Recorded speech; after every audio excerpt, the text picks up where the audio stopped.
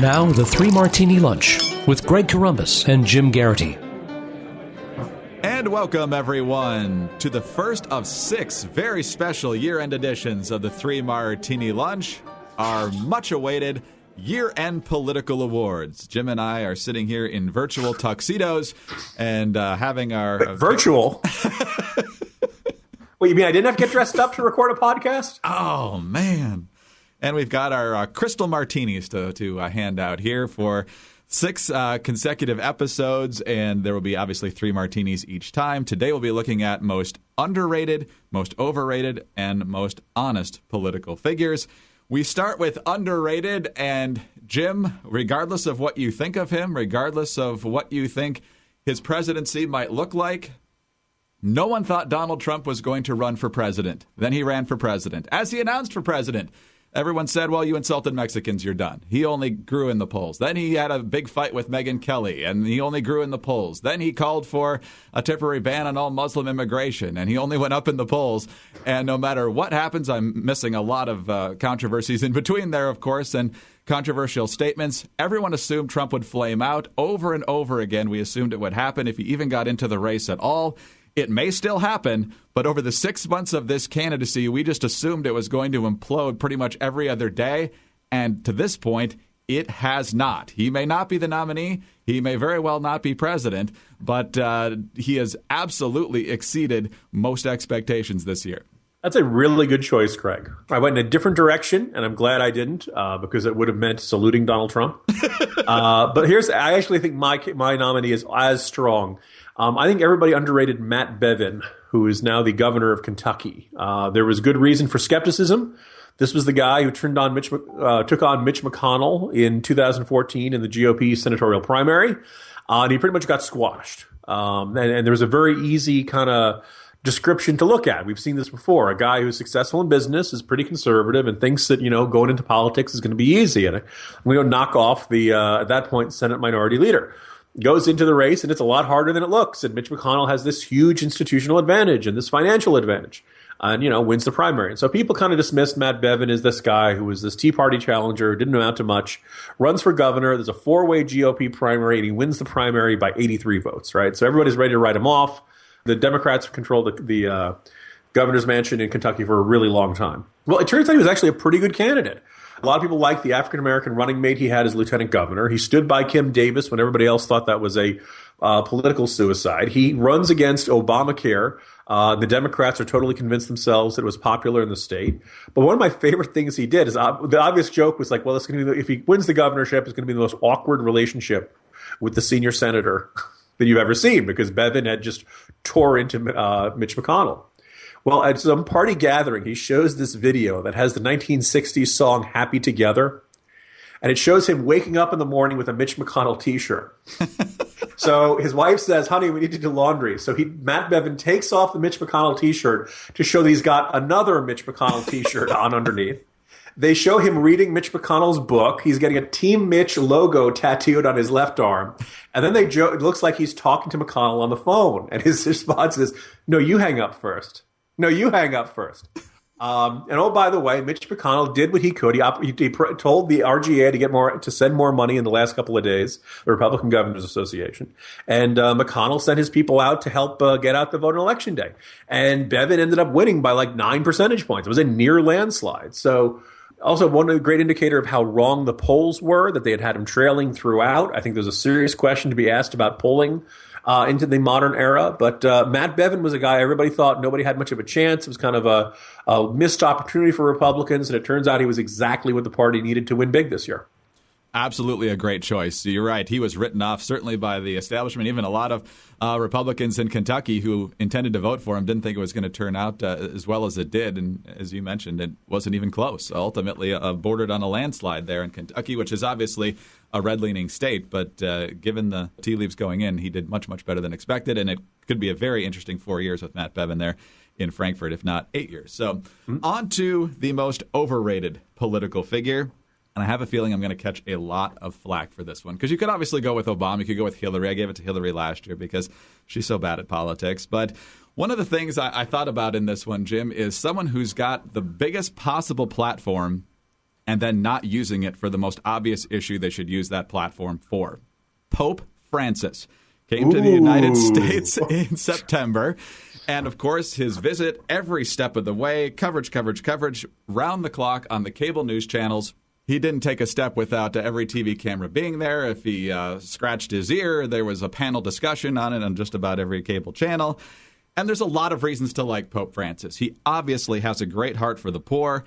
He reaches out to people who you don't normally see people in his stature reaching out to, making it clear that he is sending a message that God believes that every life has value, and that is great. But when he came to America, it crystallized one of the things that's very frustrating about him. He's had these statements over the past couple of years where, yes, the media wants to interpret it one way, and then there's a cottage industry of people saying, no, this is what he really said. But that's not why I'm giving him the award. Then there's the political issues that he gets involved in that we as conservatives aren't particularly fond of, like climate change and wealth redistribution. And so that's a bit frustrating, but that's not why he gets the award.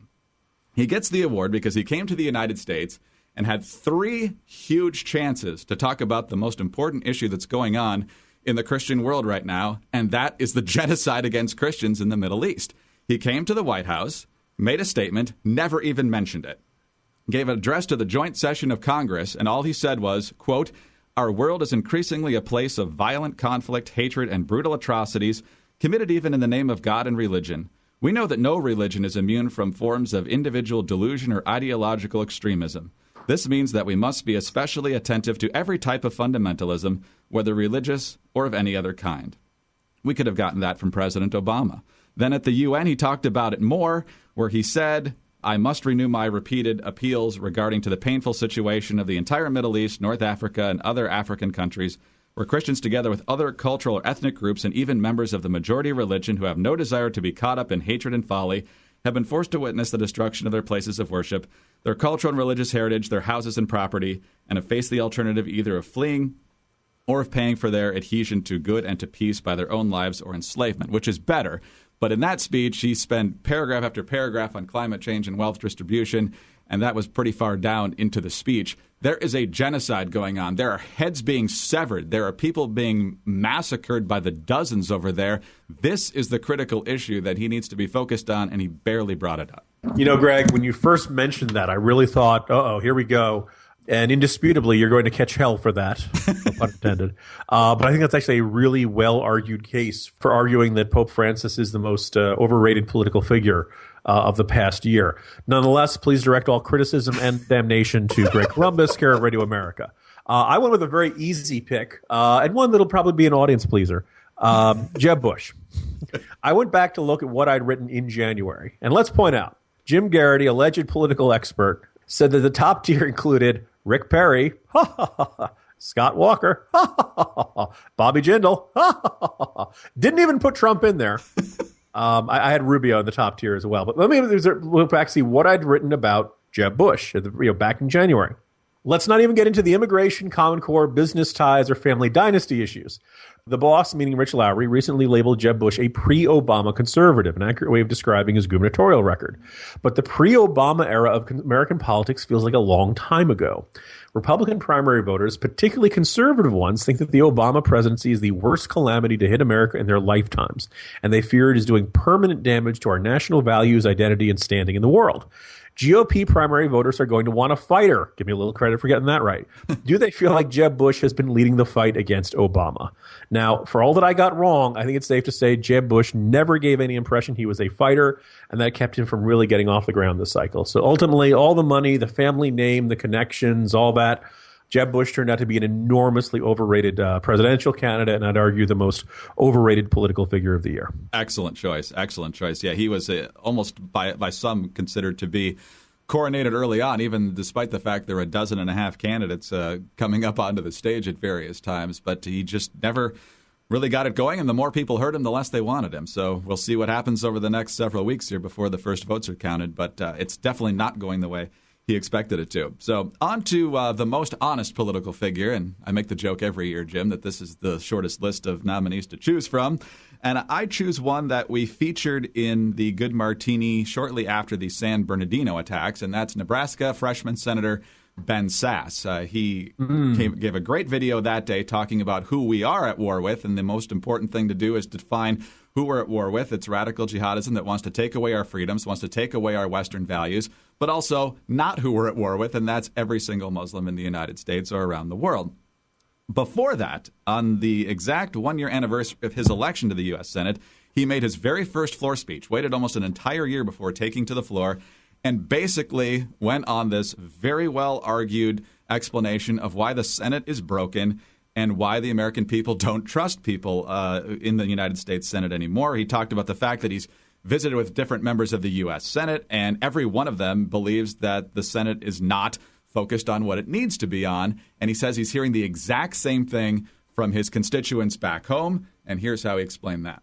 To the Republicans, those of us who would claim that the new majority is leading the way, few people believe it.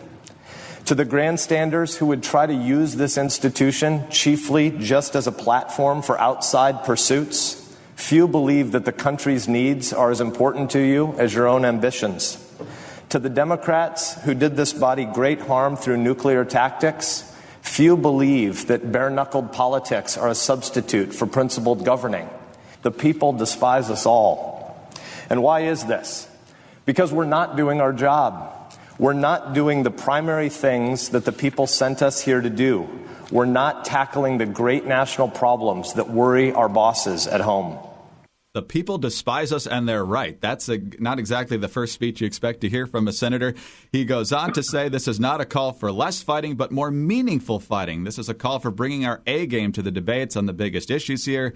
He says we need Socratic seriousness, putting the best possible construction on arguments, even and especially if one doesn't hold those positions. Our goal is not to attack straw men, but to strengthen and clarify meaningful contests of ideas. And he talks about the fact that everybody's perpetually preparing for the next election, both in terms of money and policy posturing and so forth. So good start, Ben Sasse. You pretty much got it dead on there.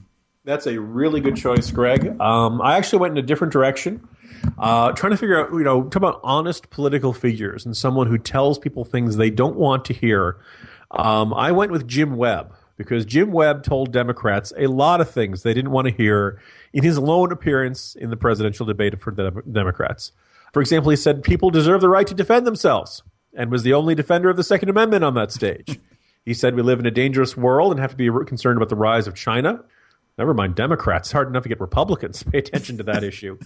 He said all lives matter, not just black lives matter. He was the only candidate on that stage willing to say when given that stark choice. He told Bernie Sanders the Congress was never going to pay for his crazy, expensive ideas. He said the enemy he was proudest to have was the Viet Cong who tried to kill him. And, of course, that guy's not around anymore. Now Jim Webb got tossed out of his party. He is still running as an independent. I understand his supporters will be meeting next week in a phone booth. Good luck, Jim Webb. We salute your honesty. But clearly there was never a home for you in the Democratic Party.